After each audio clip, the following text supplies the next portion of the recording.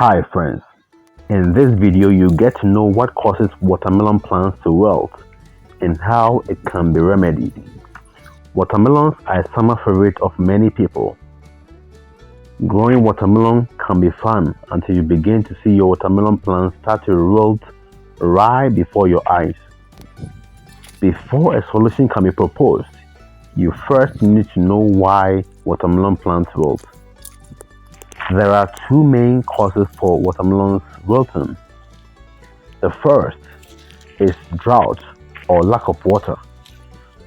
When watermelons don't get adequate water, the leaves of the plants begin to wilt, especially in the heat of the day. This is normally more pronounced in older leaves. To know if inadequate moisture is the cause of your watermelon plants wilting, check the surface of the soil. If it's dry, then your watermelons lack water. Just give them water and they will bounce back within a few minutes to an hour. The second reason why watermelon plants wilt has to do with diseases. Diseases such as Fusarium, Verticillium, or bacterial wilt cause watermelon plants to shrivel up.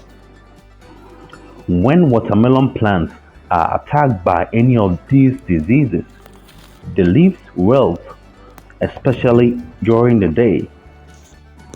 The plant rebounds during the evening, and by morning they will appear as if nothing has happened. This cycle will continue until the disease spreads throughout the plant, eventually killing it.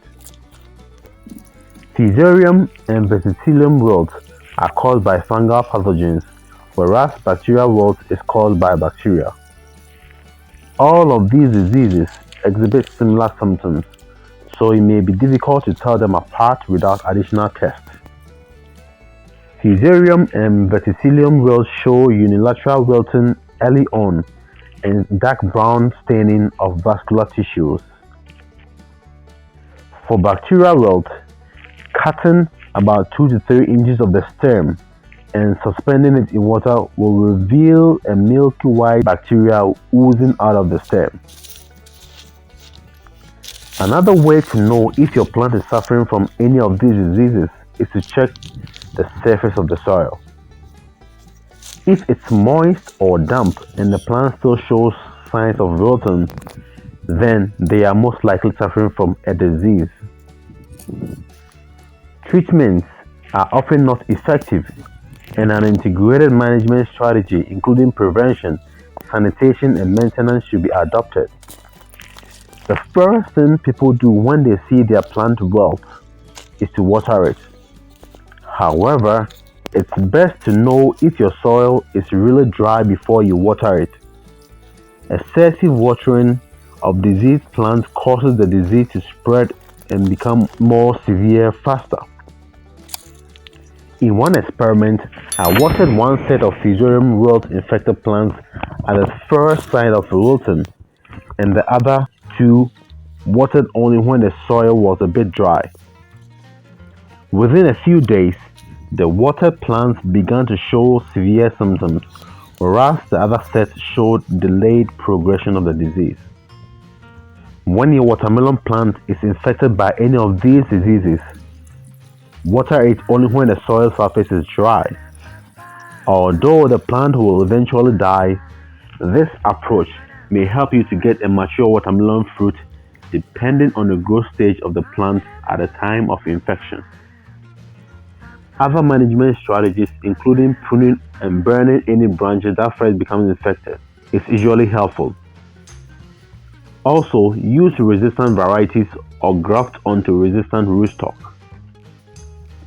To prevent infections, he sterilized the soil or bed by, for example, solarization before growing watermelon. However, solarization is not very effective against bacterial wilt. Do not ever compost infected plant parts. Disinfect gardening tools and pots with 10% bleach or 70% alcohol before and after use. Thanks for watching. If you found this video useful, toggle that like button, comment and share so more people will benefit from it. Don't forget to subscribe if you are new to this channel. Check out our other videos or see you in our next. Until then, it's adios.